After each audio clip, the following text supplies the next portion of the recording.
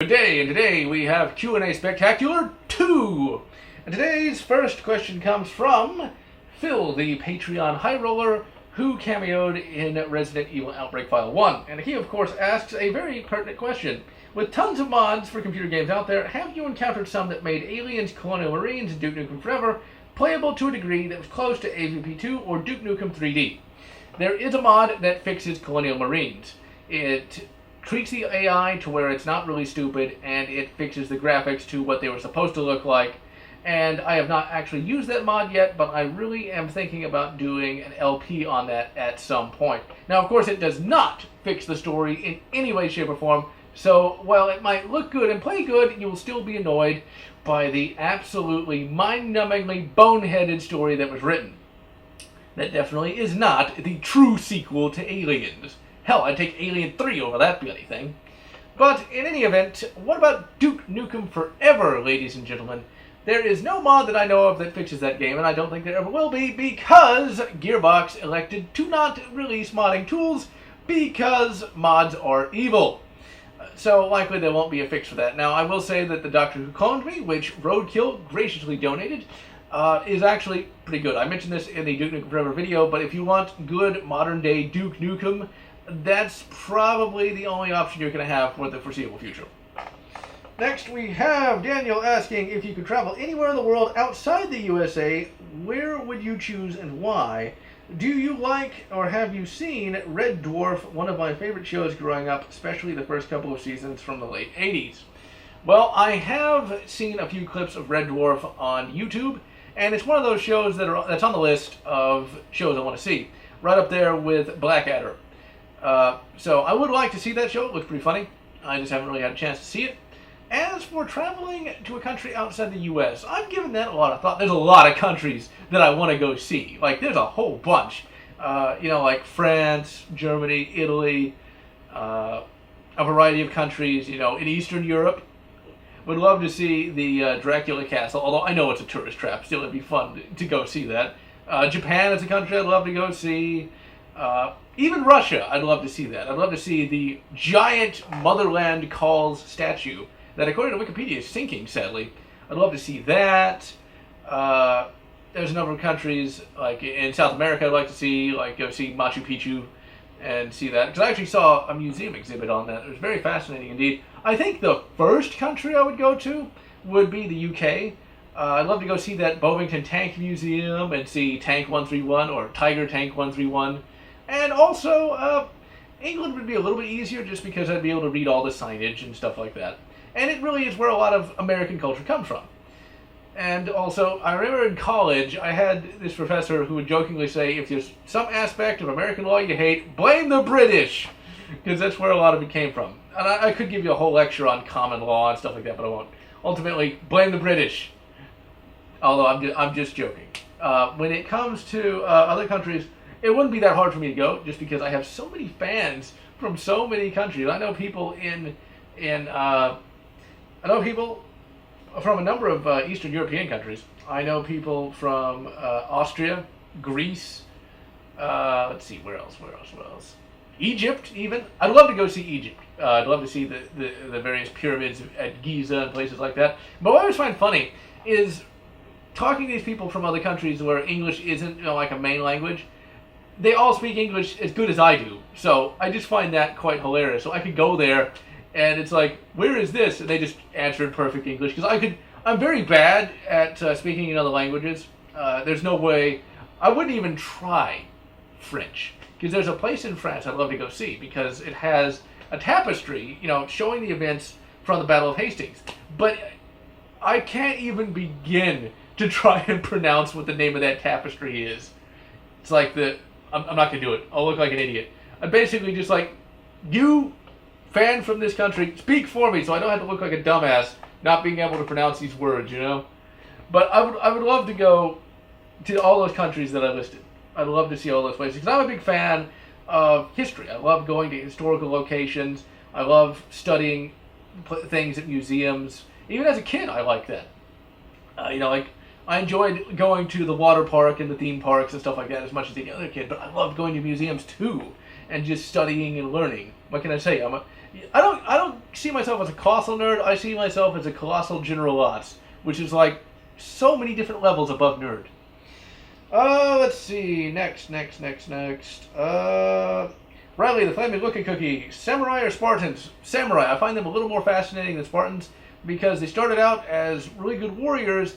When they hit the Tokugawa shogunate, war kind of stopped being a thing for a little bit, and they were really just ceremonial. And it's kind of interesting to see what kind of weaponry they used as warriors and what kind of weaponry they used as just ceremonial guys.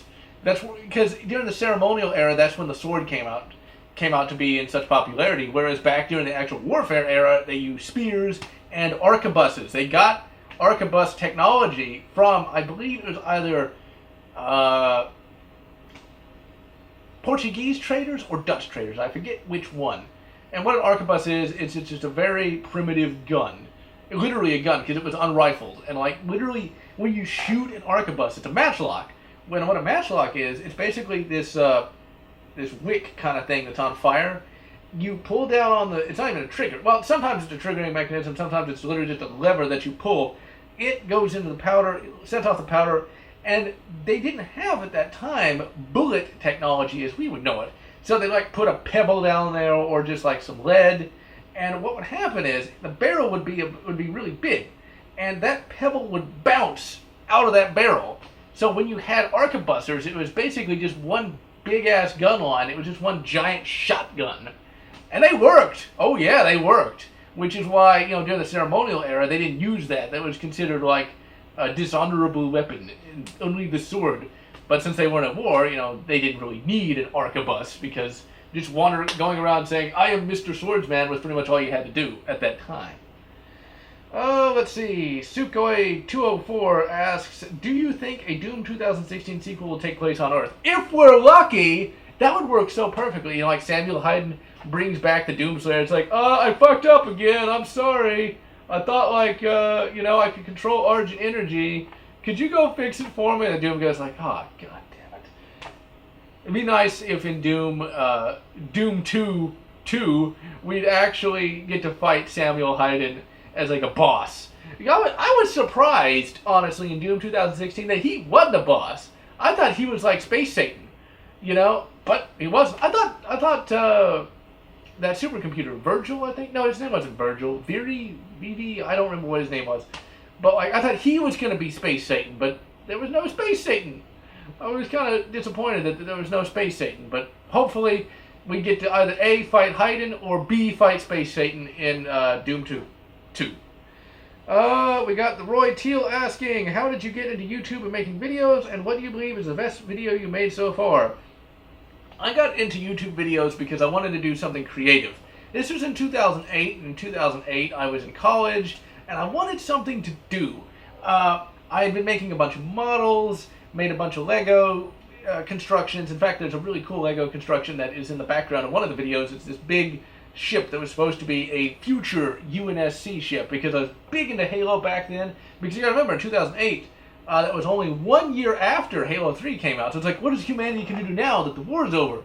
And it doesn't look anything like the UNSC Infinity, but, nobody knew what the Infinity was going to look like back then, because, Halo 3 had just come out. And I don't think anybody knew there was going to even be a UNSC Infinity. So that being said, I got into YouTube videos kind of in a weird way. GeneralLotz, as we know it today, wasn't even a concept in 2008. I had no idea if I was even going to make YouTube videos as I do now, back then. YouTube videos started out as music and film footage. Like, I'd rip a DVD and use that footage and put it to music. That was a very popular thing in that era, actually. And so I had like the Clone Troopers set to like, I can't believe I listened to it back then because I can't stand it now. System of a Down. And so it had like the Clone Troopers had the music and they're all yelling and all the rest. It was an interesting era. The first video that actually had me talking to the camera about something was a tutorial on how to get a GBA flash cartridge to work. The first GeneralLotz review didn't have GeneralLotz in it. GeneralLotz actually came out a bit later. initially the character, it was going to be a character. It was going to be Professor Lotz, where I was going to be all stuffy and good day, blah, blah, blah, blah, blah, blah. I don't even think I said good day back then. It was like greetings and yeah, that's what it was. I think it was greetings and salutations. I am Professor Lotz, blah, blah, blah, blah, blah. Professor Lotz would later become GeneralLotz, and GeneralLotz, the whole name from that came from a fan fiction that I wrote. A self-insert fanfic that wasn't that bad, because one of the things that I did with my self-insert fanfic is it wasn't an ego trip. Some have said it is, but they've never actually read it. When I do a self-insert fanfic, what I do is I make sure I stack the odds against the self-insert character. Because the thing is, you know, just because you show up doesn't necessarily mean you have the ability to do anything better than the characters in the series to begin with. So, in my self-insert fanfic, I was like, how do we make this as real as possible? Because, like, if you did wake up in some other universe, how would you actually do anything? And that's one of the things that answered. But that need not detain us at this time. GeneralLotz came from a fanfic. And GeneralLotz was just a name I came up with. That was it. As far as any kind of characters, and this is a question I got, not in here, but on a different video, but I might as well answer it here. This is not a character. This is just me. In every video, it's just me talking into the camera. I really am like this in real life, as scary as that might seem. That's who I am. GeneralLotz is John Lotz, just in front of a camera. That's really it. When I got a video game that I like, I get very, shall we say, exuberant about it. When there's a book or something I really hate, I will be very negative towards it. That's just, it's not a character, it's me. I didn't want to do a character. I didn't want to over-exaggerate anything, because I always am trying to find the truth, you know. Because I'm always reminded of the review that I got for Concrete Jungle, in that it was Invisible Pimps and Hookers, which it wasn't. And so when I do a GeneralLotz review, I generally try to be as factual as possible. I try to give you my viewpoint of it, not just a viewpoint that other people might have had that I just am regurgitating towards you, like a number of reviews do. So at the time, you know, this started out, I wanted to try to do things a little bit differently when it came to game reviews. But when it did start out, you know, I did not actually want to do game reviews all that much. Game reviews were just supposed to tide you over until there was another book review. GeneralLotz, the channel, started out as a book review channel because there weren't any. And I thought I'd gain a great degree of popularity from those. Sadly, the book reviews didn't get quite as popular as I would have liked, and so eventually I just kind of dropped that whole series and just focused on the game reviews, which isn't that bad because I can still bring my own unique outlook to the game reviews. Eventually, I am going to start up the book reviews again, though, likely in 2017. And my favorite YouTube review that I ever did was Doom 1993. That game review was the culmination of everything that I'd done before, and it was kind of like, I wanted to make Doom the best review I could possibly make, and I do believe I succeeded. I cut out the fat, though. A lot of 1,000 subscriber specials could have, you know, storylines where I'm like fighting Space Satan or something. I didn't do that. I had a few asides where I did fight Space Satan, and I kind of made fun of the concept of hell in those games, but I kept it, you know, very much to the background. Because I hate it when reviews have this massive storyline. When I came to see a review of Doom, I don't need you to have this 15-minute soliloquy about Space Satan. Just talk about fucking Doom. Let's see, what else we got? We got, Rodan Lesh asks, will you ever have a live stream where you play CSGO with fans? Eventually. I would not be opposed to doing that sort of thing. I just had to find the time to do it. CSGO is a multiplayer first-person shooter that I like quite a bit. I've heard that it has changed since I last played it. I don't think it will affect me in any way, simply because I don't play it competitively. I don't try to get the skins or anything like that. So just playing it with fans should be like playing any, you know, multiplayer first-person shooter.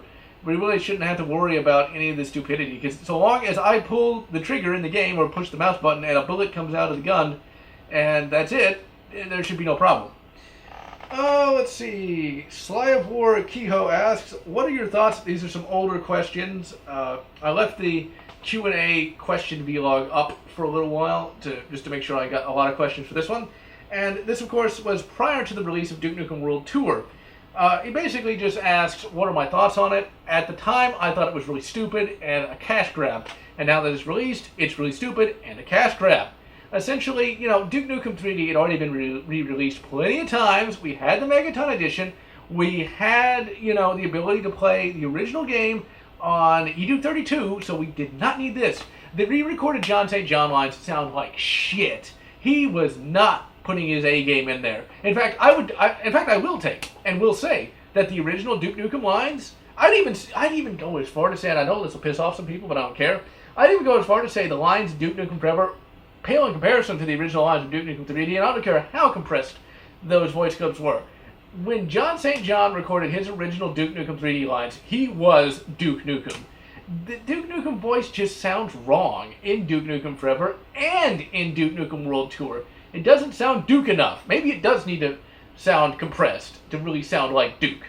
As for the rest of Duke Nukem World Tour, the sound mix is terrible. And I've heard this on a number of YouTube videos. It just sounds like shit compared to even 1996's sound mix.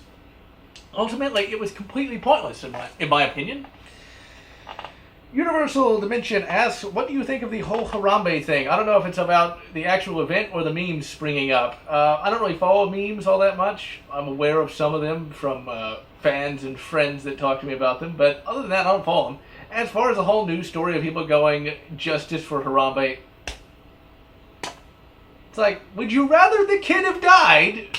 You know, it's like, come on. It's like, yeah, it's bad that he died, but, well, what choice did they have? When zoological professionals are saying there's something they could have done, you probably should listen to them. Because unless you went to college and unless you have experience in zoological matters, just because you feel that it was bad doesn't mean anything. But that's neither here nor there, ladies and gentlemen. Corrupted asked, what are your favorite books, and have you read the Wheel of Time series? He also goes on, and what do you think of the overall future of video games and how will they evolve as an art form? He also asked, what are your top favorite books? That kind of goes with the first question. Top 6 books. I have to say 7, though, because there's so many. Top 3 is World War Z, still my favorite sci-fi book of all time. Guns of the South, second favorite book. And the third one, Rise Like Lions. That's a Star Trek book. I don't really want to get into what goes into Rise Like Lions, but it's basically the end of the Mirror Universe. It's the culmination of every Mirror Universe plotline. Well, I should say mainline Mirror Universe plotline, because Shatner did some Mirror Universe books, but they were ignored. Basically, it's the culmination of the Mirror Universe plotline seen in the actual TV show and in 2 novellas that were in 2 collection of novellas that were released. It was excellent. It felt so good to see the good guys finally succeed after all that time. Then, of course, there's Death or Glory, which is a Cyphus Cain, or Caiaphas Cain, or how the fuck you pronounce his name, Cain. Fucking Blackadder. That book was really good, Death or Glory. It's what I like to call a RTS book. It's where Cain has to build up this big-ass army to get through the Orcish lines. Absolutely excellent. My favorite by far. Then there's The Back to War, ladies and gentlemen. What is The Back to War, you may ask? The Back to War is a Star Wars novel based in the X-Wing series, or Rogue Squadron series, which is what everybody who's a Star Wars fan calls it anyway. And The Back to War, I have a review of that, by the way. The Back to War is actually how Mizio and I met. That need not detain us at the moment. But the book itself I liked a great deal because it's another RTS book. It's where Rogue Squadron has to go it alone to fight Eddie Izzard, or Izard. I never could figure out how you pronounced her name. She was an Imperial villain. They started out with just like a couple of X-Wings, and then they basically just started getting all this tech and all these troops, and they went and kicked her ass. It was awesome. Then, of course, we've got I, Jedi. I, Jedi is another one of my favorite Star Wars novels of all time because you take a Rogue Squadron character, give him a first-person perspective novel, fix all the crap from the Jedi Academy trilogy, and then have basically Corran Horn turn into Jedi Batman. Fucking awesome novel. 7th book. I actually have to go to 8. And it's not even just a book in the 7th category. It's actually the Thrawn trilogy. All 3 books, absolutely excellent. I've read them so many times it's not even funny. 8th is the Republic Commando series. A lot of Star Wars on here, but Star Wars used to be good. Republic Commando, absolutely excellent. It's shit that we didn't get an Imperial Commando 2, but whatever. I know that series is much maligned today because people really hate Karen Travis. But back in the day, ladies and gentlemen, people loved those books. I should know. I was one of them. I pre-ordered every single one of those books, except for the first one. Pre-ordered 000, True Colors, Order 66. I got that hardcover. I got that fucking hardcover. And then finally Imperial Commando. Sadly, the whole series ends on a cliffhanger. The Order 60, not the Order 66, Republic Commando series I loved because I hated what was going on in the Star Wars novels in the main plot line with Luke and all the rest. Didn't like those, but I loved the other one. But I loved the Republic Commandos. Loved the characters. Loved how they made the Mandalorians into cool guys instead of just, generic mercenaries. Loved it. Finally, we got, 9 now? No, we only asked for the question specifically asks about 6, but I can't just limit it to that. 6 is Jurassic Park. I just recently reread that fucking brilliant book. Loved it. My copy of Jurassic Park is so ratty and tattered, it's not even funny. But I read it so much because I loved it. Last one, Eisenhorn. Old Eisenhorn. The whole omnibus is excellent in every sense of the word. It's kind of like a tragedy in many respects. You have Eisenhorn begin as a wet behind the ears, so to speak, Puritan, and at the end he's kind of roguish. Although I don't feel that Eisenhorn's rogue. I just don't. I will say he is not. He did not have a choice when it came to some of those things. If he didn't do it, he'd be dead. So there you go. Let's see. I thought of an 11th one already. 11th one, Grey Knights, the very first book. Grey Knights is part of a trilogy. I didn't like the other 2 books, but I like the first one. Basically, you got Space Marines fighting Cthulhu. Oh, that was good. So moving on from, I could go all day on books. Moving on from that, how will games evolve as an art form? Well, I think we'll see them become more, I think we're seeing a return to the maturity of the 2000s/late 90s.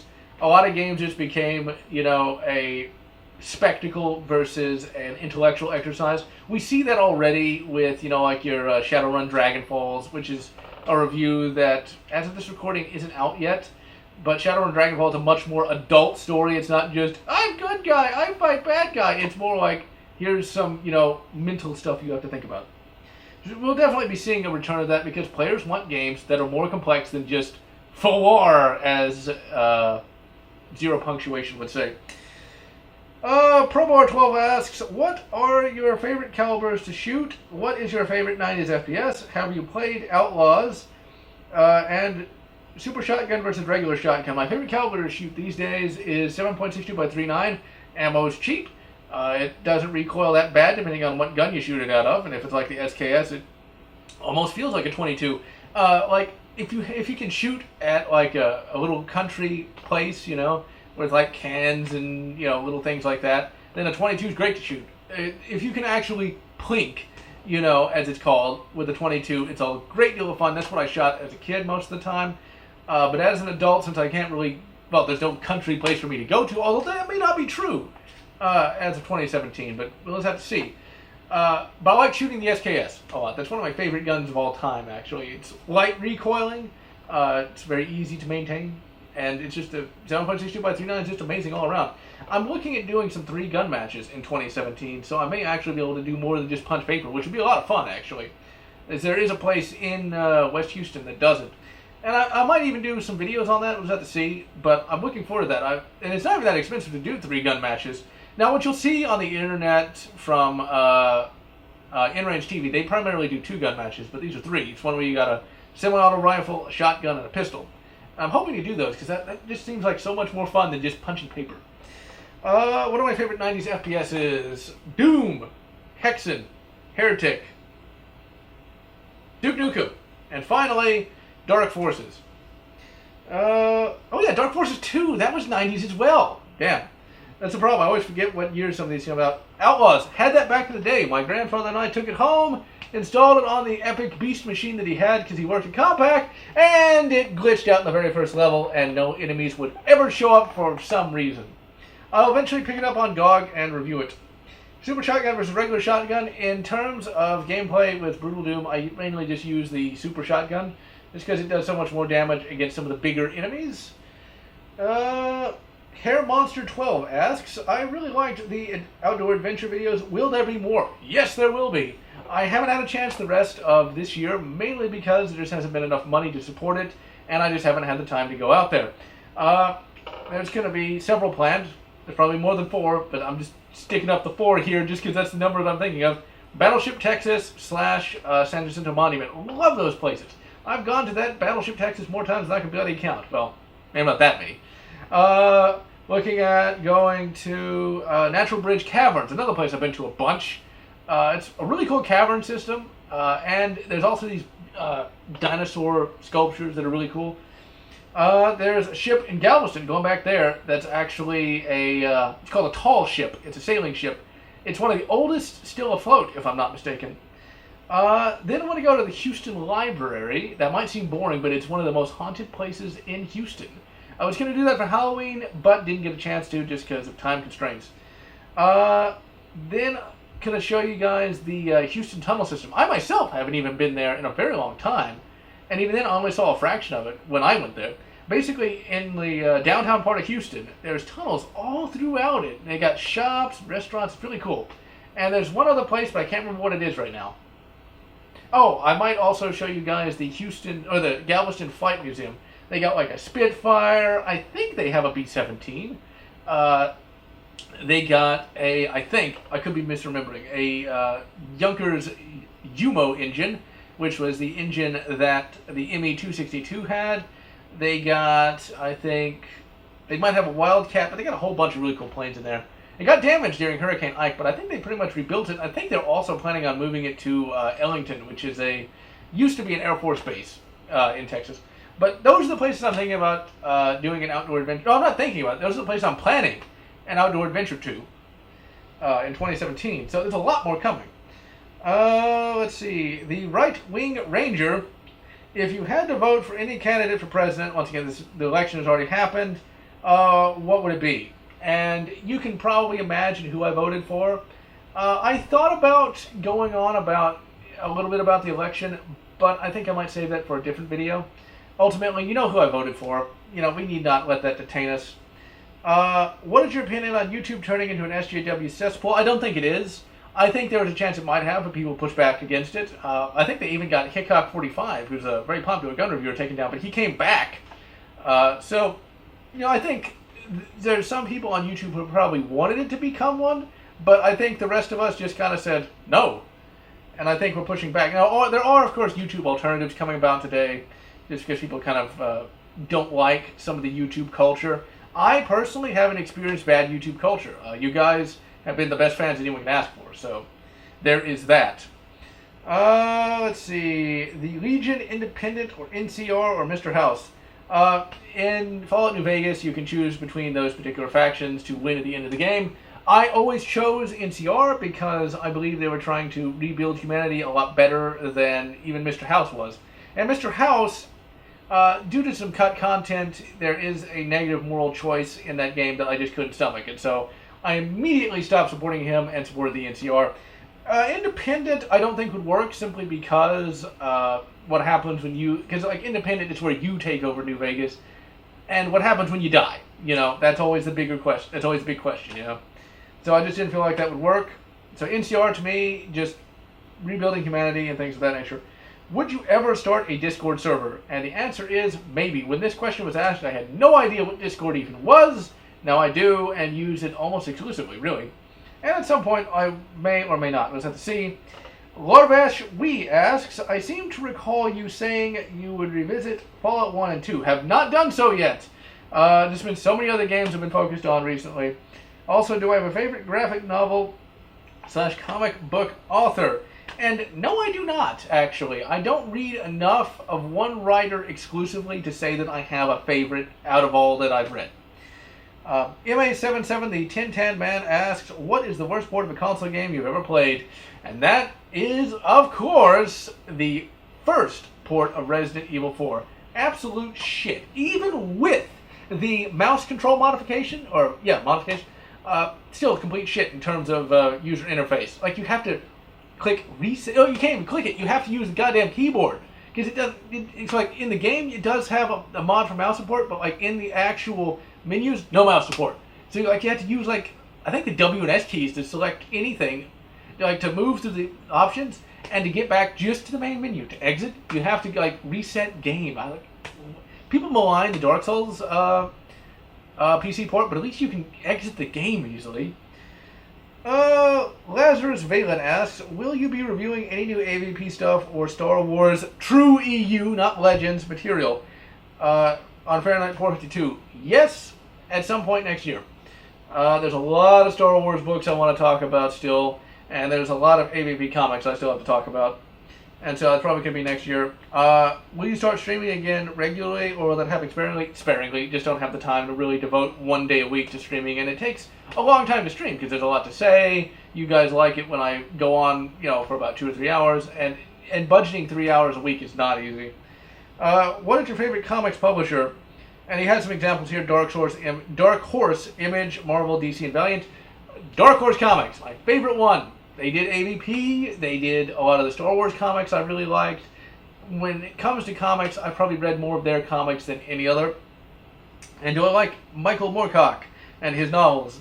I liked Elric of Melon Bonnet quite a bit. It's a very interesting fantasy series, a very interesting fantasy... it's a very interesting fantasy setting, really, which is sort of like a pre-human civilization kind of thing. I always like that, because it's like, what if humanity had a civilization before recorded history? You never know. Well, I don't think there was, because like there's a lot of theories, like what if there was a big civilization that fell? I think we'd have found some garbage by now, that they might have left over that was like high-tech. Ultimately, though, it's a very interesting novel series. A lot of the elements of Elric of Melon Bonnet would later be seen in like Warhammer Fantasy, like with the Dark Elves and the Chaos Gods. In fact, the Chaos Gods are in Elric of Melon Bonnet by name, not like Khorne and Slanesh and all the rest, but they do call them the Chaos Gods. They act a little differently though than what you'd see in Warhammer, but still, that's really kind of the name originated. Let's see. Dominic Fleming asked, "What is your favorite Doom in its vanilla form or otherwise?" I love playing it today. With Project Brutality, just so many different enemy types, and I really like the weapons, like the auto-shotty and things of that nature. Also, you're doing a great job beating Depressive Ash. Rip and tear. Yep, I have been doing my level best to finally get back to go. And I don't know if that's going to be at the end of this year or sometime next year, but we're getting close to back to go. I'm like 85% of back to go. It's been a tough slog, but I've been keeping it up. I've been just pushing forward as best I can, and you guys, the fans, have helped out quite a bit with that, actually, and I want to thank you all for your continued support. Sandro Sensei, hi General, you're one of my favorite reviewers on YouTube. I do have a question. How does a typical day in the life of GeneralLotz look like? Well, it's pretty much what you expect. You get up in the morning, depending on, if I have regular work that day, depending, once again, the hours depend on when I get up, because like if I have regular work, you got to get up really early. But if you don't, you can wake up whenever you want. Although usually I don't sleep past 9 a.m. though. Not like if I have regular work, I got to get up way earlier than that. But like on a day where I don't have to go to regular work, it's usually about 9 a.m. I eat food. Play some. I don't play as many games for fun as I used to, just because you got to balance time with regular work, life stuff, and YouTube reviews. So I play a lot of games, mainly just for YouTube reviews. And when I do get a chance to play a regular video game, a lot of times it will just be only for like an hour or so, just because I don't have as much free time as I used to. Ugh, the college days. And I don't get to play as many multiplayer games either, which is sad. But hey, you just gotta adapt and overcome. But really, it's about what you'd expect. You gotta play some games, watch some YouTube videos. It's really just kind of hard to explain. Like today was a day that I didn't have to go to a regular work. And so, I woke up at, I don't know why I was looking off to the side there for some reason. It's weird. So I woke up, about 9 o'clock and started working on this. Let's see. Victor Jacobson, Elv off Chapman SA1C. That's a long name. Thank you, General, for many entertaining and informative reviews. Here are a couple of questions. 1. What are your thoughts on the Resistance games? Played part of the first one, liked it, then the PS3 Blu-ray laser broke, and I couldn't finish it. 2, do you know of any movie that you like but everyone else hates? Not really. I can't really think of a movie that I like that no one else does. One that I like that nobody else has really seemed to heard of is SS Doom Trooper. Absolutely love that movie because it is essentially the movie version of Return to Castle Wolfenstein. Like, hell, the main character in that movie, which is played by the guy who played Jonas in Stargate SG-1, he even kind of looks like B.J. Blazkowicz did in Return to Castle Wolfenstein. And 3, who is your favorite World War II German general? Most people say Rommel because he's always the safe choice. The thing is, you got to keep in mind that you can respect some of these generals, but you don't have to support what they did or make excuses for them either. A lot of wearaboos today, thanks to games like War Thunder, are like, well, you know, they weren't that bad. Yeah, they were. Don't make excuses for them. You can say, yeah, they fought really well, but they were still pretty much bastards in many respects. And the thing is, when it comes to the general that probably did the best with very limited equipment was Manstein. Erich von Manstein was his name. He was still a bastard. He still did a lot of civilian killings, but he definitely fought pretty bloody hard. And I think he might have survived World War II, or he might have shot himself, I forget. A lot of those generals, as you can imagine, shot themselves because if they didn't do that, they would be hung. Because they did. That's the thing. Whenever you read about World War II, you'll definitely read a lot about how, oh yeah, they fought really good. They blew up all sorts of tanks. Oh yeah, and then once the battle was over, they killed like 20,000 civilians. So yeah, one thing that you'll find that's quite fascinating. This is something I read somewhat recently too. It was sort of an examination on the mindset of the German soldier and the German general. A lot of those German generals had genius level IQs. And a lot of the Americans interviewing them after the war were very surprised at just how intelligent a lot of these generals were. It's very sad that they couldn't have put that genius to something constructive. Moving right along, Gabriel3210 asks, what are your thoughts on blood, which is an energy conductor? I'm full of that. All I need is, there's no outlet. Oh well. But that being said, Blood, the first-person shooter, got that donated to me, actually. It might have even been by this same guy, I think. The name looks familiar. Blood, which is an energy conductor, is a very underrated 90s FPS. I didn't even play it back in the 90s. I didn't even know it existed back then. Today, it's pretty fun to a point. You're going to have to save every 5 steps, though, because the enemies do a shitload of damage to you. I never seem to be able to keep any ammo, and there never seems to be any health. But it's still fun. It has a very macabre atmosphere. Like, it's definitely weird. It's a very weird first-person shooter, but it's a lot of fun, but expect to get pissed off to no end. And my phone just turned off its screen. And what are your top favorite 90s sprite-based FPS games? Well, okay, let's see. The list might get bigger as I think. Okay, sprite-based. So we got Doom. We got Heretic, we got Hexen, we got Dark Forces, we got Duke, we got Shadow Warrior. I'm trying to think. There's another one. I can't remember what it is. There you go, that's it. We got Doom, Heretic, Hexen, Duke, Shadow Warrior, and Dark Forces. There you go. That's 3D, okay. That's the ones. There you go.